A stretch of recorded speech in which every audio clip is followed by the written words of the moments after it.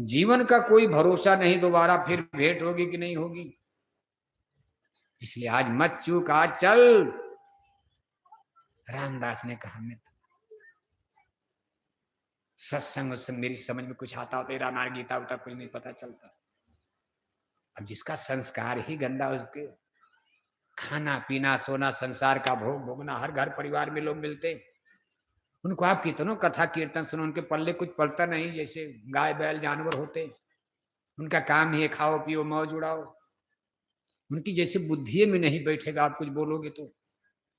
बाकी गलत वाला काम उनकी बुद्धि में खट बैठ जाएगा, कट्टा बंदूक चलाएंगे, सत्संग वाली बात दिमाग बैठती नहीं।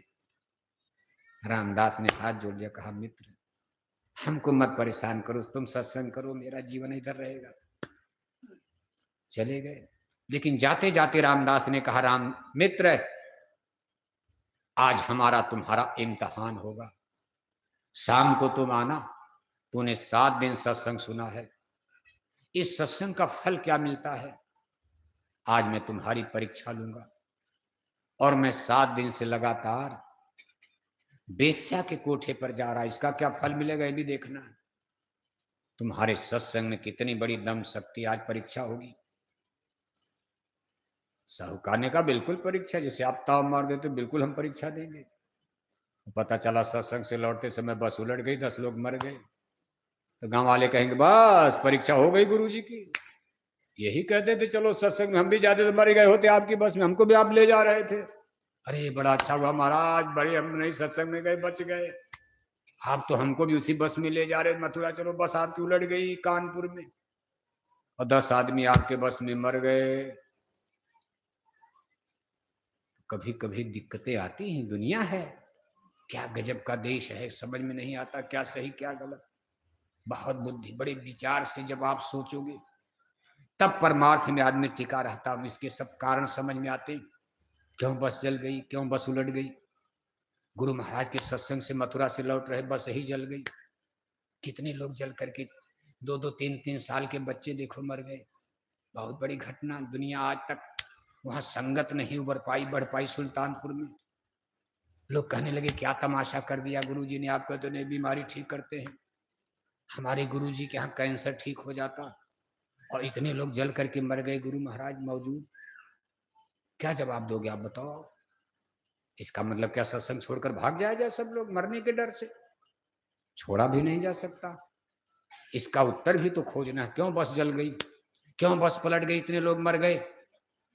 जिस सत्संग में गुरु महाराज के लोगों की बीमारियां चली जाती, जिनके पास बेटा नहीं बेटा बेटी पैदा हो जाते, डॉक्टर जवाब दे दिया बीमारी ठीक हो गई, आज उसी मथुरा से लौटते ही बसें उलटती, इतने लोग एक्सीडेंट में मरते हैं। प्रचार करते करते कितने लोग मर जाते हैं। आज उसी तरह का प्रश्न दोनों मित्रों में खड़ा हो गया। रामदास ने कहा आज परीक्षा ली जाएगी, देखा जाएगा सत्संग का क्या फल ले आए। 7 दिन इतना पैसा तुमने लगाया, इतना समय, 7 दिन दुकान बंद करके तुम सत्संग सत्संग करते रहे। 7 दिन में तो कितनी कमाई हो गई थी दुकान में, कितने ग्राहक लौट गए तुम्हारे। आज देखा जाएगा मैं क्या मिला तुमको। दोनों मित्र अलग अलग दिशा में चल दिए। रामदास बेश्या की तरफ, सेठ जी चले गए सत्संग में। संजोग से बेश्या उस दिन घर पर नहीं थी, कहीं चली गई थी। रामदास को बहुत गलानी हुई कि सत्संग भी गया, उधर भी चले जाते तब भी ठीक था। लेकिन लौट करके आकर के थोड़ा जल्दी आकर के बेश्या नहीं मिली उस दिन, और रामदास आकर के बैठ करके एक चारपाई पर अपने मित्र सेठ जी का इंतजार कर रहे हैं। चलो हमको तो कुछ नहीं मिला 7 दिन में, कम से कम मैंने जो भी भोग भोगा, अब देखें वो लोग वो क्या लेकर आते फल। अब उधर आज चूंकि आखिरी दिन था सत्संग का, भोजन भंडारा प्रसाद करने में थोड़ा लेट हो गया। दिन डूबने वाला है, गुरु जी की विदाई हो रही, तो थोड़ा दर्शन दीदार में समय लगा। सत्संग में सेठ जी को थोड़ा लेट, तो सेठ जी ने सोचा भाई जल्दी जल्दी घर पहुंचा जा, रात हो जाएगी। थोड़ा रफ्तार बढ़ा दिया जल्दी जल्दी। इस रफ्तार में दौड़ते हुए भागते हुए, जंगल का ककड़ीला पथरीला रास्ता, सेठ जी के पैरों में बहुत बड़ा कांटा चुभ गया, इतना बड़ा कांटा चुभा कि इस पार से उस पार हो गया। निकाल रहे, निकल नहीं रहा, खून बह रहा। लेकिन फिर कि मेरा मित्र इंतजार कर, मित्र की बात है कि मित्र इंतजार कर रहा होगा।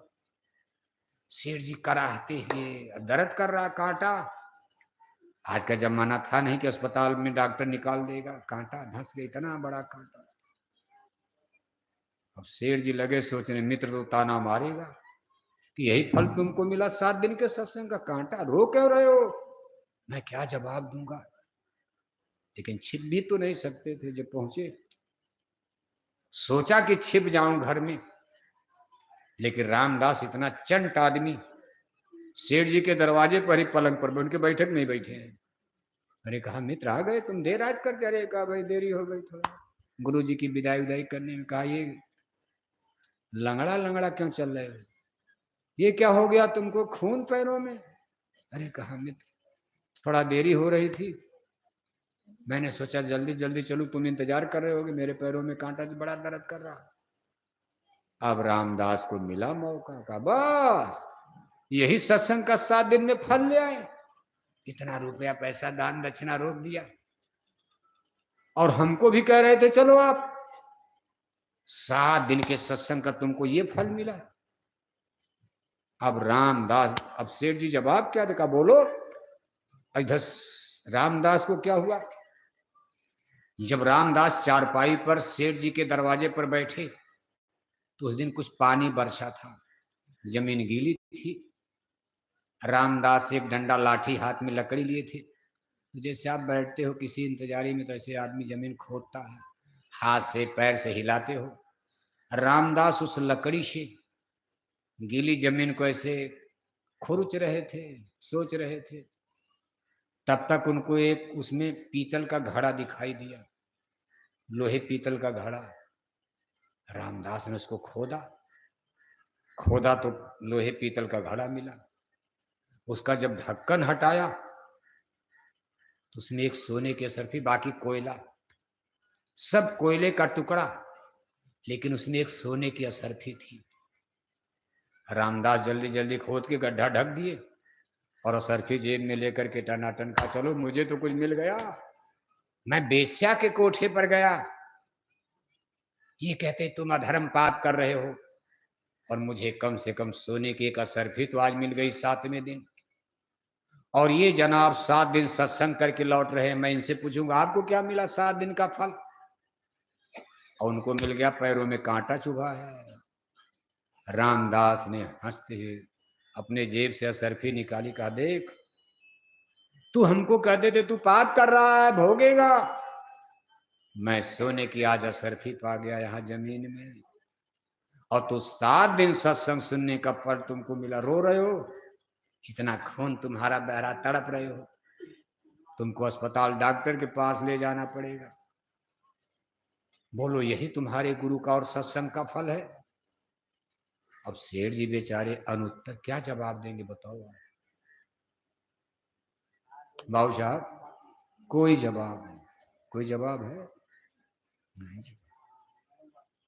साधारण बुद्धि से कोई जवाब नहीं दे सकता इसका। भाई उनकी तो कोठी बन गई, जिनको आप कहते हो शराब पीते मांस खाते, वो गोरखपुर के सबसे धनी आदमी हो गए, जो बोरा पहन करके दिन रात प्रचार का दरिद्र बना घूम रहा, साइकिल भी मौसर नहीं है। क्या सत्संग का फल, धर्म का फल यही है? तो दुनिया क्या सोची, भाई यही अच्छा बढ़िया रास्ता है यार, खाओ पियो मौज, छोड़ो ये साधु लोगों का झंझट। सेठ जी के पास कोई उत्तर, सेठ जी ने कहा रामदास इसका उत्तर मैं नहीं दे सकता, मेरे पास कोई, मैं उत्तर हूं, आज तुमसे मैं हार मानता हूं, लेकिन एक उपाय है, हो सकता मेरे गुरु महाराज इसका कुछ उत्तर, एक चांस है। अब देखो रामदास ने कहा चल तेरे गुरु को भी देख लेता हूं। देखो संत कैसे जीवों को पकड़ लेते हैं, उस तरह नहीं गए। आज रामदास को अहंकार आ गया कि चेला को तो हरा दिया, गुरु क्या जवाब देंगे, वो भी क्या जवाब देंगे, मैं जब कहूंगा मैं सरफी पा गया आपका चेला कांटा में, क्या जवाब है आपके पास? रामदास घमंड में आ गए, तेरे गुरु से भी मैं निपट लूंगा, शास्त्रार्थ करूंगा, चल मैं कल तेरे गुरु के पास। सेठ जी ने कहा गुरु जी तो दूसरे गांव में। अरे कहा जहां भी गए होंगे चलो, वहां तक पीछा किया जाएगा। देखो विधि का विधान आज किसी तरह भाव कुभाव न खालसहूं, नाम जपत मंगल दिस दसहूं। अहंकार भाव में ही संत के दर्शन के लिए आज रामदास जाने के लिए तैयार हो गए। दोनों लोग पहुंचे अगले गांव में, गुरु जी का डेरा पड़ा था। सेठ जी और रामदास दोनों मित्र पहुंच गए, गुरु जी को प्रणाम किया, गुरु नानक देव जी महाराज को, और अपना प्रश्न सेठ जी ने रख दिया। कहा हमारे मित्र रामदास हैं, दोनों में बाजी लगी थी, 7 दिन हमने सत्संग सुना, इन्होंने किया, हमारे पैरों में कांटा चुभा, इनको सरफी मिल गई। गुरु महाराज जी हमसे कह रहे भाई बताओ इसका मतलब क्या हुआ, क्या धर्म सही है कि गलत, धर्म छोड़ दिया जाए, धर्म का क्या पुण्य फल है, क्या लाभ फायदा मिला। तो गुरु नानक जी महाराज हंसने लगे, कहा पहले कांटे का भेद बताऊं कि असरफी का बताऊं। संत रामदास ने बड़े अहंकार में कहा पहले इनके कांटे का भेद बताइए, आपके चेला को कांटा कैसे चुभ गया, इतना धर्म कर्म पुण्य किया। तो गुरु नानक ने कहा देखो ये पूर्व जन्म में बहुत बड़ा राजा बादशाह था, लेकिन बड़ा निर्दयी राजा था, इसने बहुत से लोगों को काट डाला, मार डाला, बच्चे बच्चियों को, युद्ध में लड़ाई में अत्याचारी था, इसको कई जन्म नरकों में भोगना था, 7 जन्म ये नरकों की यातना करता, नरकों में जलता, कटता, पिटता, मरता, लेकिन इसने 7 दिन मेरा सत्संग सुना, मैंने इसके 7 जन्म के नरकों की यातना को खत्म कर दिया, सूली का कांटा बना दिया। जहां इसको 7 जन्म नरकों में सड़ना गलना पड़ता, जलना पड़ता, आज केवल कांटा चुभाकर मैंने इसके 7 जन्म के पाप को माफ करवा दिया। रामदास ने कहा फिर मेरी अशरफी का क्या होगा। तो गुरु साहिब ने कहा देख तू एक बहुत बड़ा धनी मानी पिछले जन्म में था, आज तू गरीब किसान मजदूर बना है, पिछले जन्म में तू बहुत बड़ा सेठ था, तूने बहुत दान पुण्य किया था, कुछ धर्म कर्म काम किया था, उसके बदले में आज तुझे 1 घड़ा सरफी मिलने वाली थी, 1 घड़ा शर्फी, लेकिन तू बहुत दिन से बेश्या के कोठे पर जाने लगा, एक दिन में 1 असरफी कोयला बन जाती थी, तू जितने दिन बेश्या के कोठे पर गया उतने दिन 1 असरफी कोयला, 1 असरफी कोयला, तेरा पाप तेरे पुण्य को पाप काट रहा है। 1 असरफी बची थी, लेकिन आज बेश्या तुमको मिली नहीं, वहां थी नहीं घर पर, तू बेश्या खाली हाथ चलाया। अगर आज बेश्या मिल गई होती तो तेरी ये भी असरफी कोयला बन गई होती, लेकिन आज 1 असरफी जिंदा बच गई थी, क्योंकि बेश्या थी नहीं घर पर। तब रामदास चरणों पर गिर पड़े, कहा महाराज इतना बड़ा इस संतों का विज्ञान कौन समझ सकता, हम अंधे बहरे लोग पूर्व जन्म के बारे में क्या जाने, हम तो प्रेजेंट लाइफ वर्तमान देखते रहते कि बेचारा बड़ा धर्मात्मा था, बड़ा भगत है, भोग रहा है, ये आदमी इतना पाप कर्म कर रहा है, आराम से सो रहा है। ना ना, जीवन रेखा, जन्म कुंडली, हमारा आपका लेखा जोखा निरंतर जब से सूरत यहां फंसी है रेगुलर लगातार चल रहा है, किसके खाते में क्या चीज है सिवाय सदगुरु के कोई नहीं जानता। सदगुरु हमारे आपके खाते को देख रहे हैं, हमारी आप जैसे मरीज को डॉक्टर जान रहा, मरीज को क्या पता, मरीज को डॉक्टर ने कहा दवा खाओ, खा रहा, अब उसको क्या पता कौन बीमारी की दवा क्या है। ऐसे हमारे आपके जन्म जन्म के पाप उनका खाता सदगुरु के अलावा कोई नहीं जान पा रहा, क्योंकि खाता बड़ी ऊंचाई पर रखा गया, जैसे बैंक जहां इसको रखा गया है उस स्थान मुकाम को गगन मंडल त्रिकुटी मुकाम कहा जाता। ये आपका मृत्यु लोक है। मृत्यु लोक के ऊपर देखो दूसरी धरती बनी है, दूसरा मंडल मुकाम, रचना का दूसरा खंड। ये 17 तत्वों की रचना है। 10 इंद्रियां, 5 ज्ञान इंद्रियां, 5 कर्म इंद्रियां, चतुष्अंतःकरण मन बुद्धि चित्त अहंकार, 3 गुण सतोगुण रजोगुण तमोगुण। 17 तत्वों के मसाले से अंडी लोक की रचना हुई है। इसी में स्वर्ग और वैकुंठ का देश आता।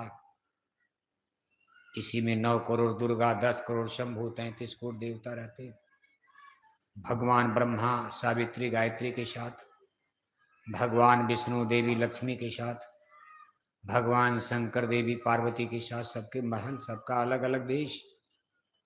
ये सब लोग इसी में, इसको अंडी लोक, अंडी रचना, लिंग रचना कहा जाता।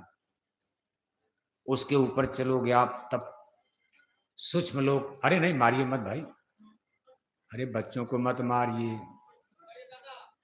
उसके ऊपर देखो सूक्ष्म लोक,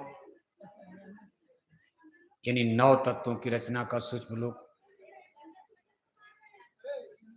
शब्द रस रूप और स्पर्श गंध, मन बुद्धि चित्त अहंकार चतुष्अंतःकरण, ये 9 तत्वों के मसाले से देखो सूक्ष्म लोक की रचना, जहां व्यापक ब्रह्म निरंजन पुरुष बैठे हुए हैं। उसके ऊपर अब सोचो आप कितनी ऊंचाई पर, सूक्ष्म लोक के ऊपर जो मंडल देश आता, उसको गगन मंडल त्रिकुटी मुकाम कहा गया है। यहाँ 5 तत्वों की रचना है।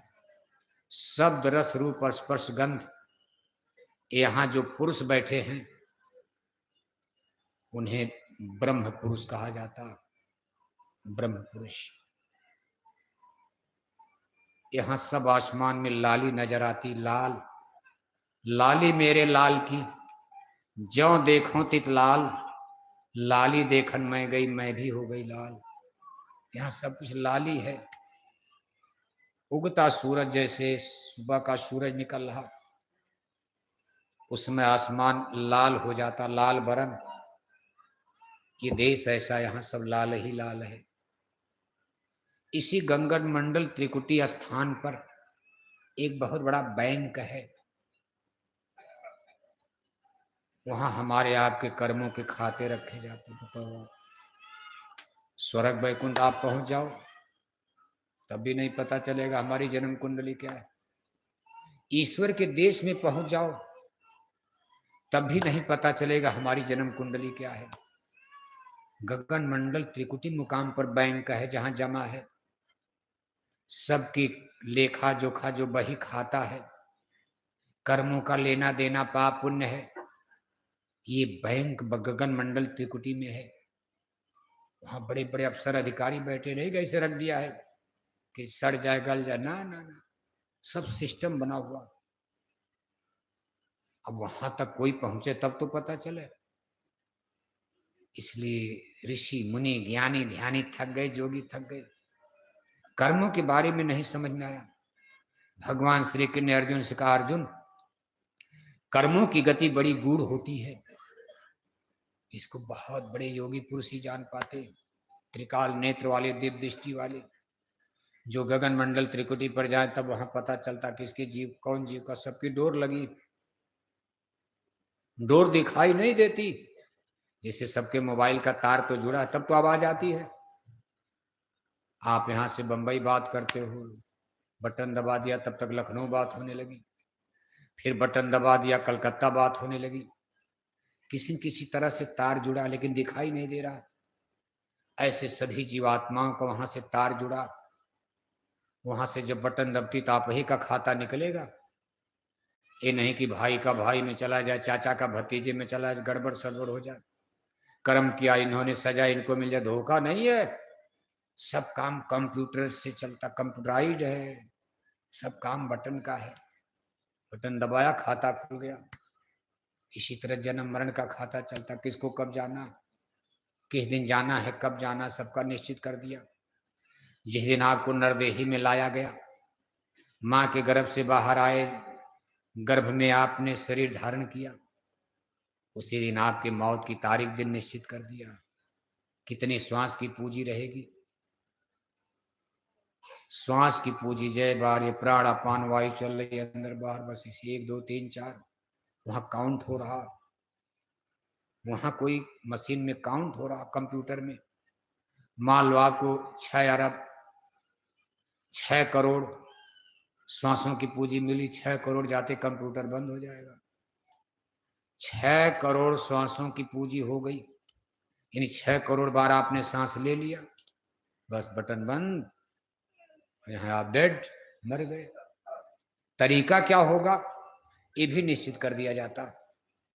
बाढ़ में, सूखा में, भूकंप में, बीमारी में, एक्सीडेंट में, जहर खाकर, फांसी लगाकर, किसको कैसे जाना है ये सिस्टम वहीं से निश्चित हो जाता। लेकिन जाना उसी दिन जिस दिन श्वास की पूंजी खत्म होगी। गजब का विज्ञान है, आदमी के बस का नहीं, बुद्धि नहीं काम करती। इतना बड़ा कुल कारखाना कौन चला रहा? लाखों लोग रोज दुनिया में जन्म लेते, दूसरी तरफ लाखों लोग रोज मौत की भट्टी में भस्म किए जा रहे। एक ही जगह से आना है, एक ही जगह फिर जाना है, और वहां इंसाफ हो रहा सबका। फिर दूसरे जन्म में कहां भेजना है, ये सब इतना भारी लेखा जोखा चल रहा।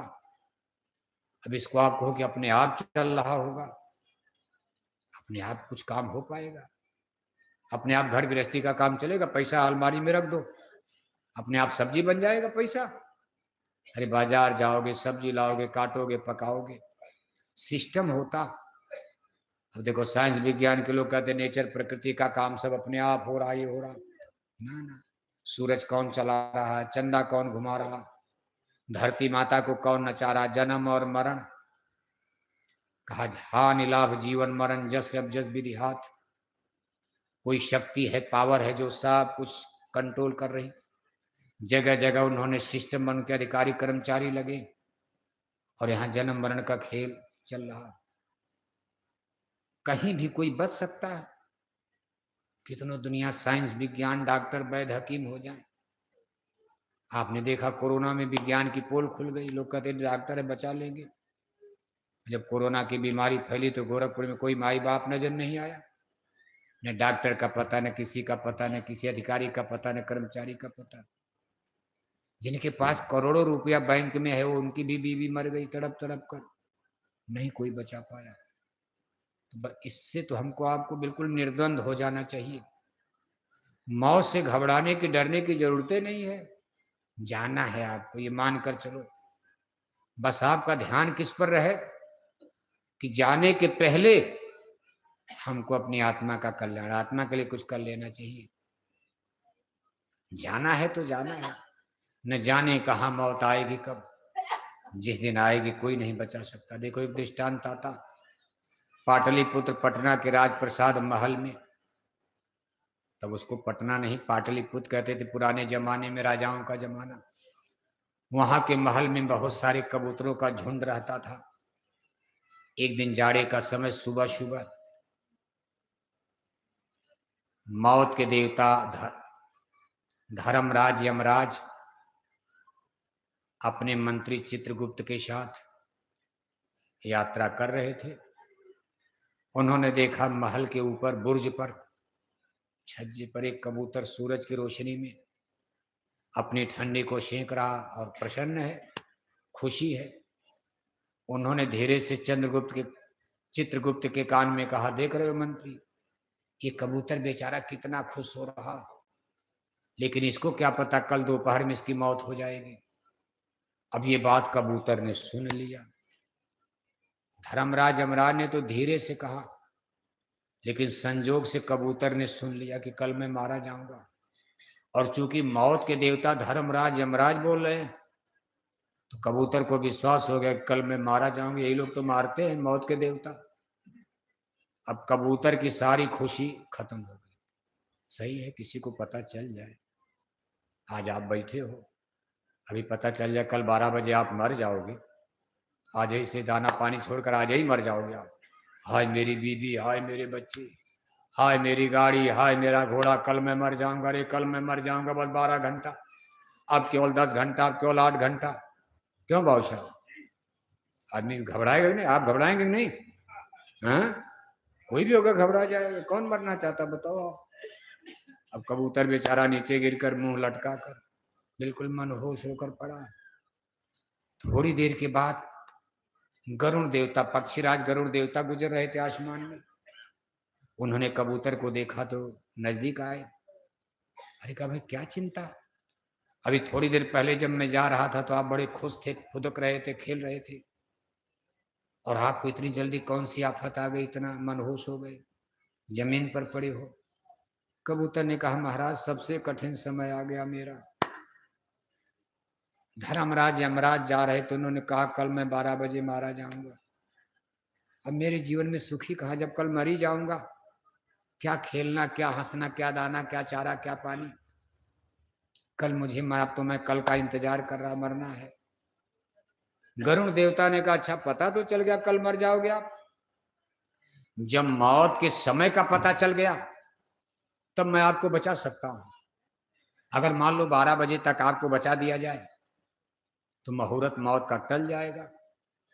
यमराज अपने सिपाही भेजेंगे, 12 बजे के बाद भेज नहीं सकते। जब वो 12 बजे भेजेंगे हम आपको छिपा देंगे। 12 बजे आप जब नहीं मिलोगे वो लौट जाएंगे, उनको आपके मौत का अगला मुहूर्त निकालना पड़ेगा। कबूतर ने कहा, महाराज कैसे आप छिपाएं? अरे कहा, मैं बताता हूं ना। अब देखो, उन्होंने कबूतर को अपने पंजे में जबाया। गरुड़ पक्षी बहुत बड़ा होता है। कबूतर को अपने पंजे में दबा लिया और दबा करके लेकर के उत्तर दिशा मुड़ पड़े, हिमालय की तरफ। हिमालय में गए, अंधेरा हो गया तब तक। एक घनघोर गुफा में ले जाकर, बिल्कुल अंधेरी गुफा में, हिमालय में, पहाड़ पर, उसी में कबूतर को लेकर घुस गए। तब तक भोर हो गया। कहा देखो इसी में छिपे रहना, यमराज के दूत तुमको 7 जन्म नहीं खोज पाएंगे। अब यहाँ कौन आएगा? वो तो आपको पटना में खोजेंगे, महल में।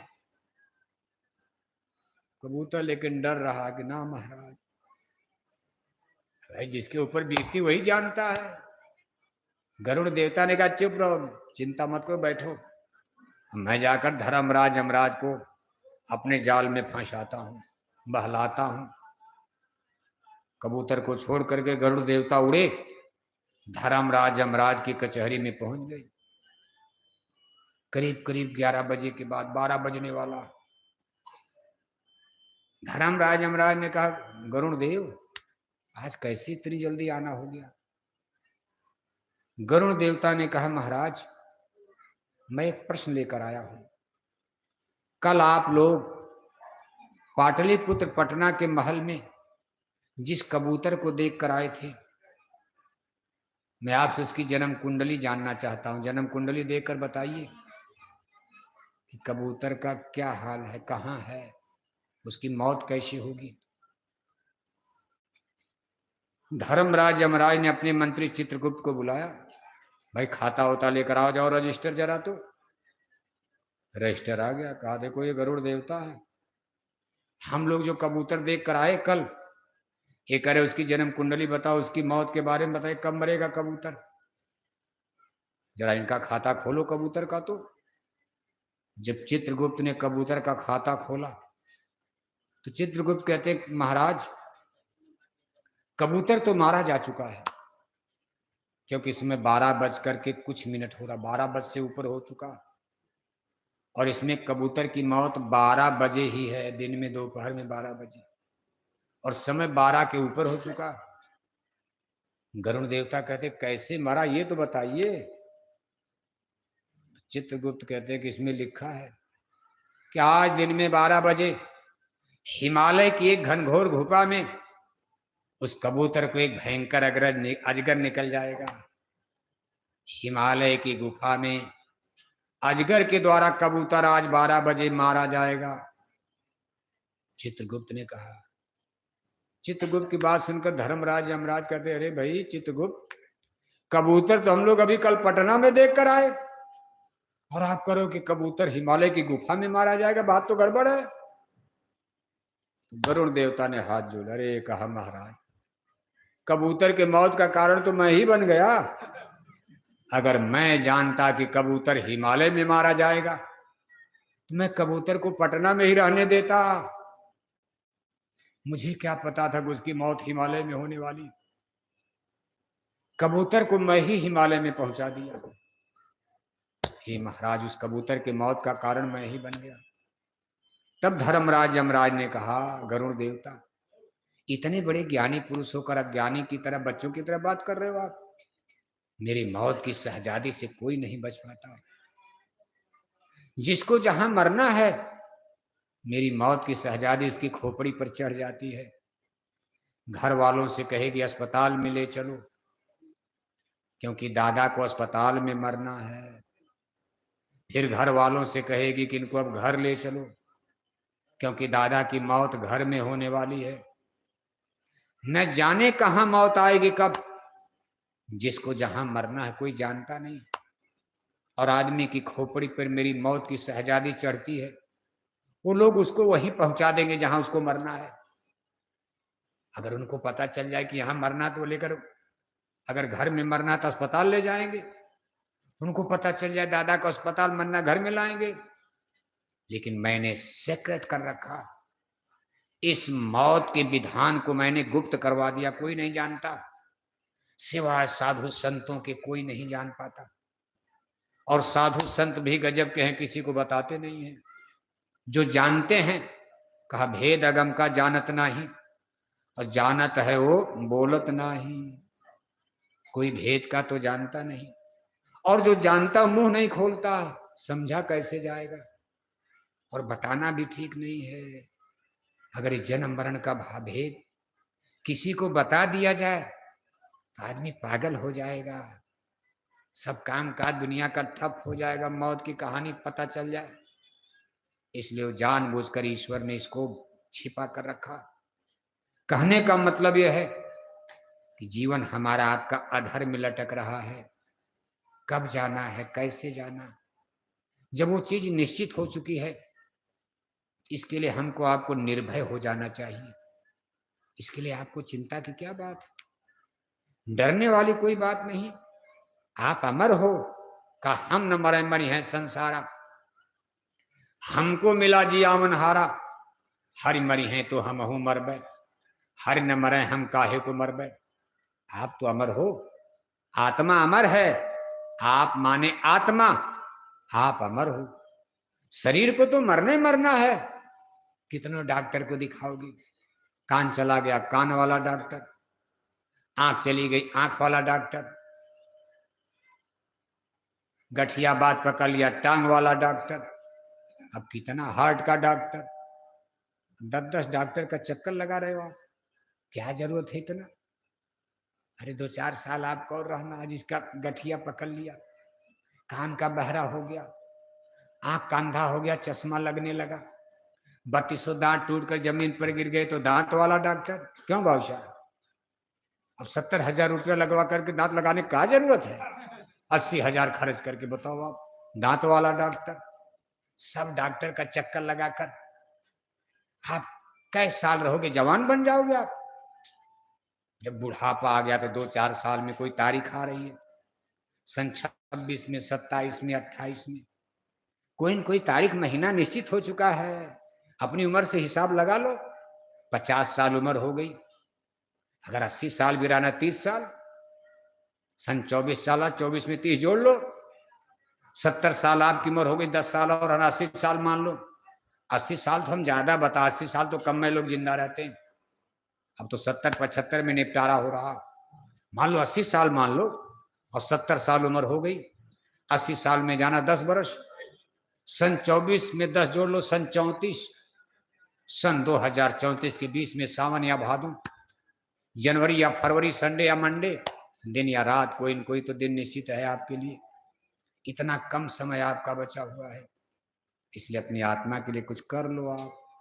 मत दुनिया के बखेड़े में फैलो, इतना विस्तार करो। रे मन समझ के लाद लदनिया, समझ के दुनिया का बोझा लादो, उतारना पड़ेगा गठरी, कौन उतार पाओगे आप। दुनिया का बोझा अब तो बहुत मांग लिया दुनिया। अब अपनी आत्मा के लिए कुछ करो आप। मिली नरदेह यह तुझको, बनाओ काम कुछ अपना, अपना असली काम बनाने के फितरत में। अपना असली काम बनाने के चक्कर में अपनी जीवात्मा के कल्याण के का अपने जीव पर कुछ दया पालो, 84 का फेर बचा लो, नहीं नरकन में अति दुपई हो, अगिन कुंड में छिन छिन दहियो, वही विपदा में कौन सहाय, सदगुरु साथ लिया ना भाई। कहा ये जीव कितना भटकेगा, तकलीफ में पड़ेगा, और उस मुसीबत में जो सदगुरु आपका साथ देंगे, हम आप उनकी संग सोहबत नहीं करते। मान लो संग सोहबत भी किया तो कपट भाव रखते हैं, जैसे मित्र मित्र दोस्त होते, लेकिन दोनों में कपट भाव है, छल चल रहा, मित्र मित्र से कपट रखता, ऐसे शिष्य अगर गुरु से कपट रखेगा, कितनों सेवा भक्ति कहा कपट भक्त तेरे काम ने आवे, सुन प्यारे तू कर भक्ति। कभी कपट भक्ति ने निर्मल भक्ति, भक्ति पर ही तो लाभ मिलेगा। गुरु के आदेश का पालन, दरबार के हुक्म का पालन, जो भी आदेश हो जाए, कहा जो हुक्म का पालन, जो आदेश दरबार का पालन। कहा मंत्र मूलम गुरुर्वाक्यम, कहा कोई ज्यादा पूजा पाठ करने से मुक्ति नहीं मिलती, कहा गुरु के वचन पर फिदा हो जाओ। मंत्र मूलम गुरुर्वाक्यम, गुरु के वचन ही महामंत्र का काम कर जाते। सदगुरु कहे करो तुम सोई, मन के कहे करो मत कोई। बस अपने मन को रोको, दरबार की तरफ निहारो कि वहां का क्या हुक्म चल रहा है। आपके जीवन में, आपका रोज दिनचर्या में कुछ ऐसा काम जरूर होना चाहिए जो मथुरा दरबार के आदेश के मुताबिक हो। पूरा दिन आपका गुरु दरबार के आदेश के खिलाफ ही तो जा रहा है। खाना खाते हो जरूरी है, लेकिन दरबार का आदेश क्या है, कम खाओ, लेकिन आप कम नहीं खाते हो। दरबार का आदेश है कम खाओ, खाओ, लेकिन दरबार का हुक्म है कि भोजन कम करो। क्यों बाबूशाह, कम खाओ। हम आओ, बढ़िया पुआ पकवान मिल गया तो दो लड्डू बढ़ाकर खा लिया, समझ लो दरबार के हुक्म का उल्लंघन हो। केवल प्रचारे नहीं है, दरबार का हुक्म है महीना 2 महीना ब्रह्मचर्य रहा करो आप। ब्रह्मचर्य, संयम और ब्रह्मचर्य अपना स्पिरिचुअल डेवलप, अपनी आत्मा के विकास के लिए जरूरी शर्त है। संयम, उपवास और ब्रह्मचर्य। उपवास माने इसे व्रत कहा जाता, व्रत उपवास। एक व्रत उपवास होता भाई दिन भर, आज जन्माष्टमी बहुत लोग व्रत रहेंगे, नवरात्रि में 9 दिन लोग भोजन नहीं करते, रामनवमी में दिन भर उपवास, तमाम पूजा पाठ, चौथ की पूजा, छठ की पूजा, दिन भर उपवास। गुरु महाराज ने एक उपवास का नया नियम बताया, कहा दिन भर उपवास मत रहो, दोनों टाइम भोजन करो, बस कम खाओ। आप 4 रोटी खाना है तो 3 रोटी खाओ, यानी भोजन के बाद भी आपको लगे कि भूख लगी है, अगर मिलता तो 2 लड्डू और खा लेते। लालच आ रहा है, रोको मन को, आप मत खाओ, लेकिन मन में इच्छा है, अगर यार मिलता तो 4 लड्डू और हम दबा दे, अभी तो पेट ही नहीं भरा। ये इच्छा आपकी बनी रहे। ये आज का उपवास गुरु महाराज का, जय गुरुदेव मिशन में जो गुरु महाराज ने बताया, कम खाओ। इसी तरह रात में थोड़ा और कम खाओ तो रात में आलस नहीं आएगा, नींद नहीं आएगी, भोर में नींद खुलेगी, भजन करोगे। सुमिरन के समय नींद नहीं आए, शिकायतें करते हो कि क्या करें, माला पूजा में नींद आ जाती है, नाक तक रोटी सब्जी मारे हो तो नींद नहीं आएगी, आलस नहीं आएगा, बैठ भी जाओगे तब भी आलस, 2 माला के बाद सो जाओगे आप। इसलिए इसको कहते हैं व्रत यानी उपवास। दूसरा है ब्रह्मचर्य। ये संतों महापुरुषों का सब पाठ है। आपकी आत्मा का विकास कैसे होगा, ध्यान भजन सुमरन, इसको अगर आपको प्रगति करनी, बढ़ाना है तो ब्रह्मचर्य और उपवास, उपवास और ब्रह्मचर्य। ब्रह्मचर्य, आप गृहस्थ आश्रम में रहते हो, साधु सन्यासी नहीं हुआ, लेकिन फिर भी गुरु महाराज ने सत्संग में कभी कभी कहते थे, सुनाते थे कि बच्चा महीना 2 महीना कम से कम ब्रह्मचर्य रहा करो आप। किसके लिए? जवानों के लिए, जवानी के दिनों में। और 50-60 साल के बुढ़े हो गए तब तो आपको ब्रह्मचर्य रहना ही चाहिए, हो जाना चाहिए ब्रह्मचर्य, साधु हो जाओ आप। अपने मन को रोको, तन को जारो, मन को मारो, इंद्रिय रस भोग विसारो, तब गुरु के संग तुम जागो। जागो शब्द गुरु मेरे घट में, तब अंदर में शब्द प्रकट होता। मरने का समय आ गया, जर्जर शरीर तन तन कांप रहा और आपका मन धोखा दे रहा है। किसी की बहन बेटी को देख लिया, टुकुर टुकुर ऐसे देख रहे जैसे जब तक आड़ में न 70 साल का बुढ़ा आदमी और टुकुर टुकुर देख रहा है। आपका मन इतना कमजोर। इसलिए कहा जहां कामता है नाम नहीं, सीधा फैक्टर है, फार्मूला है। जहां काम वासना वहां नाम प्रकट नहीं, भजन नहीं बनेगा। इसलिए इस कसरत को करो आप। कान में उंगली डाला, आंख बंद किया, उससे बड़ा अभ्यास है। अपने मन को तजुर्बा करो, परीक्षण करो कि हमारा मन हमारा साथ दे रहा है कि नहीं दे रहा। किसी की बहन बेटी को देखकर हमारे मन में कौन भाव पैदा हो रहा, ये बताएगा आपको कि आपका भजन कब बनेगा। यही परीक्षण है, टेस्ट है। अगर मन में विचलन है, विक्षेप है, किसी को देख करके मन डोल रहा, समझ लो भजन अभी नहीं बन सकता। इसलिए इसमें सदैव सावधान रहो, कोशिश करो आप। चूंकि गृहस्थ आश्रम है, गुरु महाराज ने रख दिया, संतों ने सबने रखा, कहा कलयुग में साधु मत बनना। बैलेंस लाइफ, लोक और परलोक दोनों को गुरु महाराज ने बैलेंस किया है। लोक भाव का भी, परलोक का भी काम करना। अपने हाथों से कुबते बाजू अपना घर गृहस्थी का भी काम करो और इसी में से समय निकाल कर आपको आत्मा का कल्याण भी करना, नाम कमाई, शब्द कमाई। लेकिन इसमें धीरे धीरे अपने मन को परिष्कृत शुद्ध करने का प्रयास करो। बाकी तो मन के बारे में देख ही रहे हो, बड़ी तबाही करता, दुनिया में विश्व युद्ध करवा दे। सब खेल बाबू साहब कई बजा? अच्छा अभी 15 मिनट है ना, अभी कथा चलने दो, मौसम ठीक है, आराम से घर भी जाके जन्माष्टमी मना लेना, समय से छोड़ा जाएगा। आराम से घर पहुंच जाओगे जन्माष्टमी तो आधी रात को कथा कीर्तन चलेगा। बहुत से लोग आप संकल्प करके आए हैं, भाई घर में भी आप मनाते हो, मना लेना, कोई पाप नहीं है, लेकिन उसमें कुछ आपको मिलेगा नहीं। जन्माष्टमी असली तो इधर मनाना आपको, और उसके लिए कुछ आपको अपने मन को रौंदना है। बड़ा बैरी है मन घट में, इसी को जीतना कठिना। जिन्होंने मार मन डाला उन्हीं को शूरमा कहना। पढ़ो तुम इसी के पीछे, गुरु महाराज कहते भाई और पढ़ो तुम इसी के पीछे, और सब ही जतन तजना। सब जतन छोड़ दो, एक जतन करो, मन को मारो, मन को रौंदो। कहा महाराज मरता नहीं, करूं क्या मैं? कहा मरेगा, उपाय बता रहे हैं। कहा गुरु से प्रीत कर पहले, बहुर घर शब्द को सुनना। पहले भजन नहीं, कहा पहले गुरु से प्रीति करो, भक्ति करो, सेवा करो। नंबर 1 पर क्या कर दिया? भजन ना ना। कहा गुरु की सेवा भक्ति पहले और भजन वाला काम भले। गुरु के आदेश के पालन में लगो, मन मरेगा।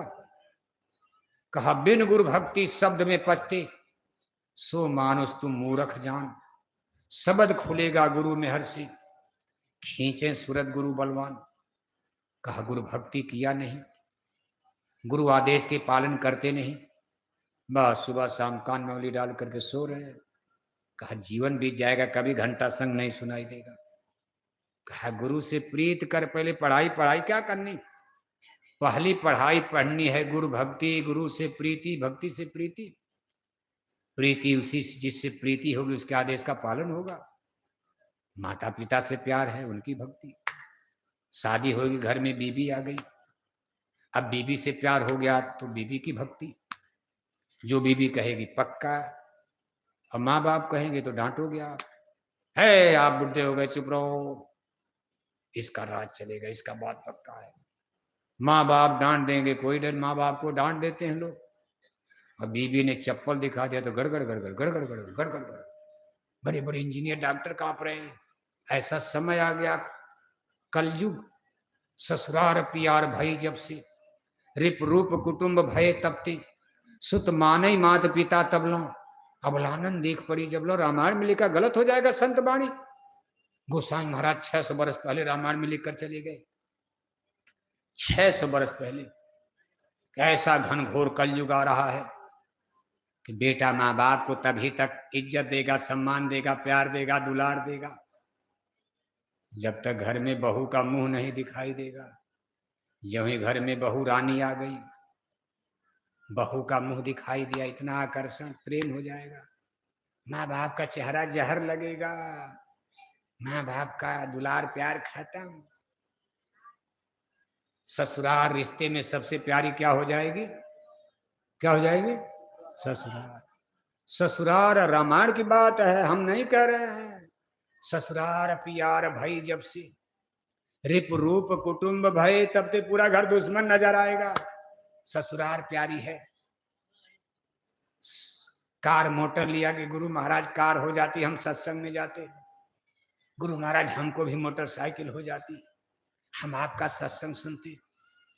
मोटरसाइकिल हो गई, सत्संग छोड़कर ससुराल चले गए। अरे का सत्संग तो बाद में सुन लिया जाएगा, हाँ ससुराल चलेंगे। कार हो गई, ससुराल चलो, बीबी को बैठा कर चलो ससुराल घूम लिया जाए।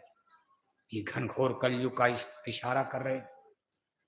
कहा ससुराल की जगह एक थोड़ा सा रिश्ता और सढ़ुआना जोड़ लेंगे, बाकी फूआ का रिश्ता, मामा का रिश्ता, बहन का रिश्ता, उधर तो मजबूरी में जाएंगे भाई, चलो बहन को भी देख लेने, दुनिया क्या कहेगी, चलो कुछ तो बहन का भी इज्जत कर लिया जाए।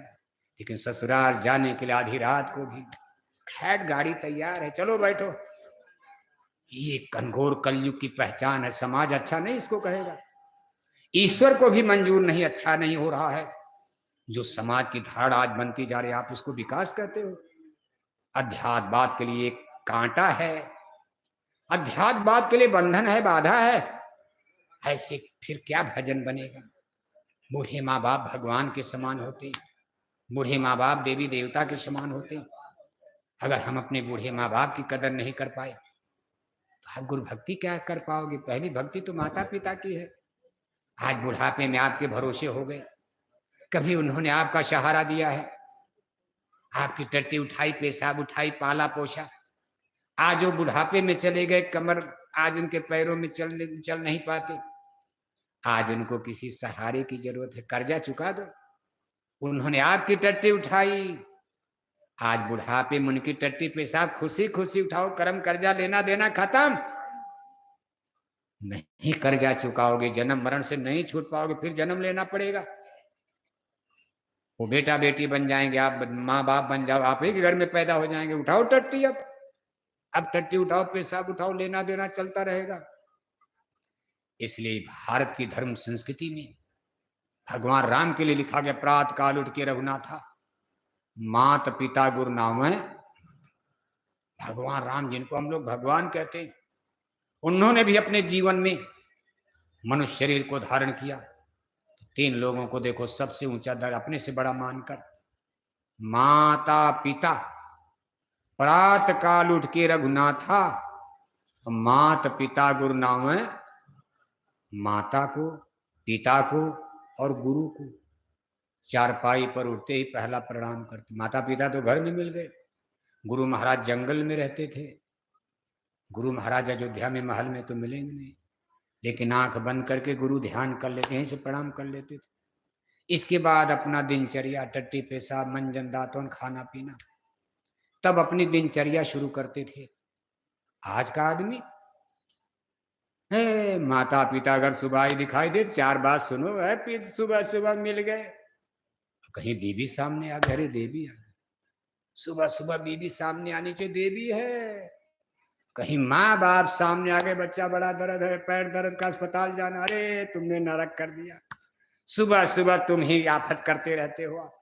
4 बात आदमी सुना देगा।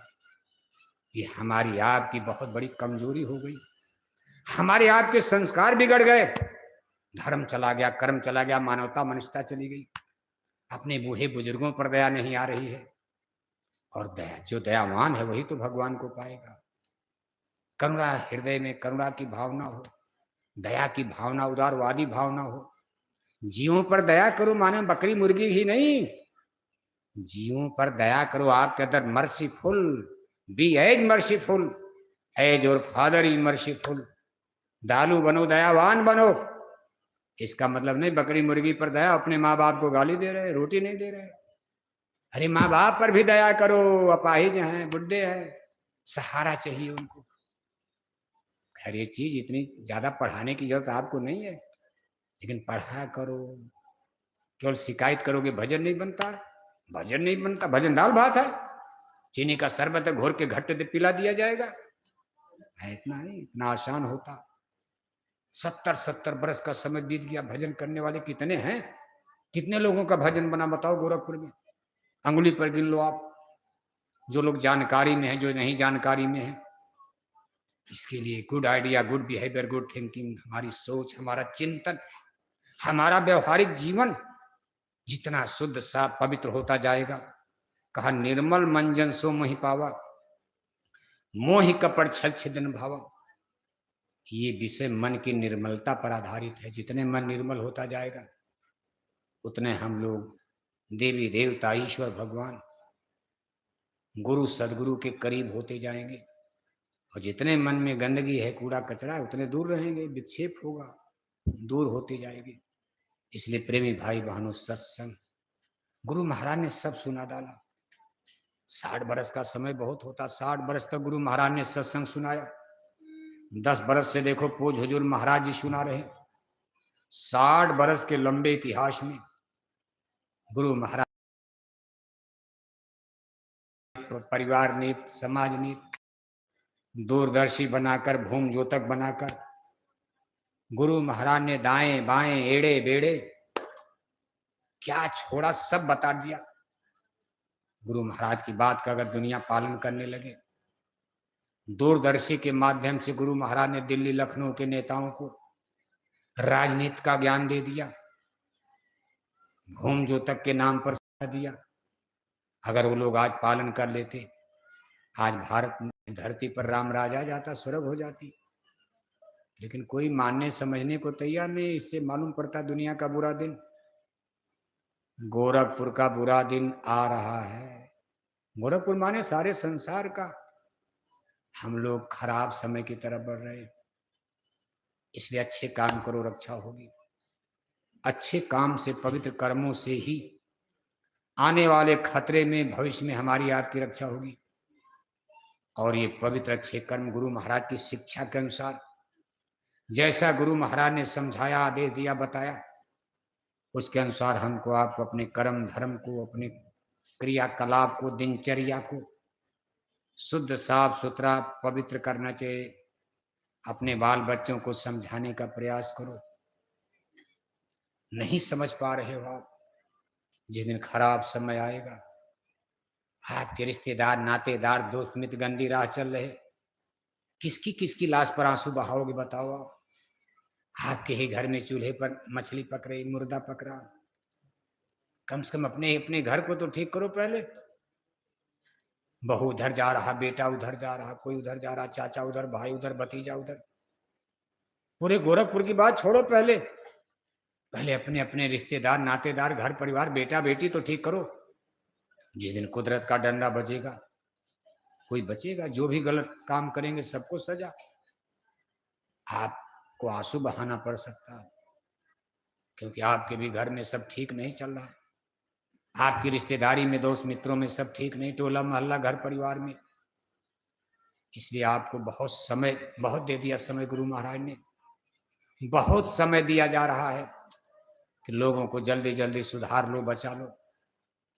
अब तो देखो पूज महाराज जी ने आदेश किया, भाई एक एक गांव गोद लेकर, अपना पर्चा लेकर, पत्र लेकर गांव गांव, घर घर जाओ और लोगों से अपील करो, करते रहो आप कि हाथ जोड़कर विनय हमारी, हो जाएं सब, हो जाएं सब। अपील करो, समझाओ, बताओ आप। गांव गांव, घर घर पहुंचो, आप लोगों को सुनाते रहो, बताते रहो। भगवान श्री कृष्ण से मिले तो भगवान श्री कृष्ण ने युधिष्ठिर से कहा, युधिष्ठिर एक बार हम भी दुर्योधन को समझाना चाहते हैं। जबकि भगवान श्री कृष्ण का काम समझाने का नहीं था, समझाने वाला कार्यकाल खत्म हो चुका था। समझाने वाला काम ऋषि मुनि साधु संतों का होता कि हाथ जोड़कर विनय हमारी और हो जाएं सब। हाथ घिस जाएगा लेकिन गोरखपुर के लोग मानने वाले मानेंगे? ये काम हो चुका था। वेद व्यास समझाते समझाते थक गए। गुरु दुर्वासा, जितने ऋषि मुनि द्वापर काल में सब हस्तिनापुर पहुंच गए और दुर्योधन को कौरवों को समझाते समझाते थक गए। ऋषि मुनियों के हाथ जोड़ने वाला काम खत्म हो चुका था। अब दूसरा काम शुरू होने वाला है, वही या तो माने बात से, नहीं तो माने नहीं तो माने। अब हम तो बोलेंगे नहीं, देखो मशीन लगी है, लाखों लोग देख रहे हैं, हजार नहीं लाख लाख लोग, कहां कहां आवाज जा रही। आज आपके आश्रम का नाम लंदन अमेरिका तक जा रहा, लेकिन आपकी आवाज इसमें नहीं है। आप जोर से बोल सकते हो, या तो माने बात से और नहीं तो माने, जिसको डंडा कहा जाता। अब देखो समय आ गया डंडा बजाने का, भगवान के इनका उसीलिए जन्म हुआ था। हे पार्थ, बढ़ता पाप जब जब, ग्लानि होती धर्म की, आज उनका काल रूप प्रकट हो गया। गुरु रूप, भगवान का दो रूप दुनिया में जन्म लेता है। गुरु रूप कहा, गुरुर, इसीलिए कहा गुरुर ब्रह्मा गुरुर विष्णु गुरुर्देवा महेश्वरा, गुरुर साक्षात परम ब्रह्म है, तस्मै श्री गुरुवे नमः। ईश्वर का गुरु रूप संसार को ज्ञान देता है, प्रकाश देता है, विवेक देता है, समझाने बताने की संत महात्मा कोशिश करते गुरु रूप में। ये भगवान का रूप नित्य अवतार कहा जाता, दयाल अवतार। लेकिन जब ये दयाल अवतार, इनकी अपील को कोई मानता उनता जब नहीं, तब भगवान अपना रौद्र रूप, जिनको उनका काल रूप कहा जाता, काल रूप में तिनका भ्राता, शुभ है अशुभ कर्म फलदाता, सबके पाप उन कर्मों की सजा देने के लिए, फल देने के लिए जब भगवान का काल रूप प्रकट होता है तब वो डंडा बजाते, तब सत्संग उत्संग नहीं सुनाते। अरे अर्जुन को गीता सुना दिया, मजबूरी में सुना दिया, सत्संग सुनाए थे भगवान के, नहीं मानोगे? एक बार दो बार कहा, मानोगे कि नहीं मानोगे?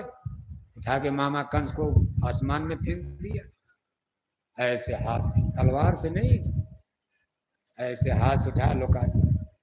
इतने भारी भरकम मामा कंस, भगवान के उनके भार से कई गुना ज्यादा भार था। भगवान के तो बच्चे थे, उनके सब पहलवानों को भगवान के ने मथुरा में मल युद्ध, जैसे दंगल लड़ा जाता, कुश्ती, कंस ने षड्यंत्र किया था कि अपने पहलवानों से लड़ाया जाएगा, ये लोग कृष्ण को दबा करके मार देंगे मेरे पहलवान लोग, क्योंकि कंस को डर लग रहा था कहीं अवतारी यही तो नहीं है। वैसे उसने तो देवकी के सब बच्चे मार दिए, लेकिन फिर भी लोग कहते थे महाराज वो मरा नहीं है, आपका दुश्मन जिंदा है, सावधान हो जाओ, गोकुला में गाय चरा रहा टाल रहा। कंस ने सब बच्चों को मरवा दिया, तब भी कहा महाराज अभी जिंदा है। अरे कहा मैंने सबको मरवा दिया, कहाँ जिंदा है?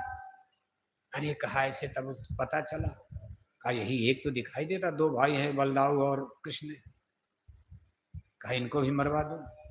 मथुरा में कुश्ती, जैसे नाग पंचमी पर लोग कुश्ती लड़ते, दंगल कुश्ती सावन भादों में, मल्ल युद्ध इसको कहते, अपने पहलवानों को भिड़ाया। अब महाराज एक एक को लुका कर मुक्का मुक्का सबको मार डाले, जो दो चार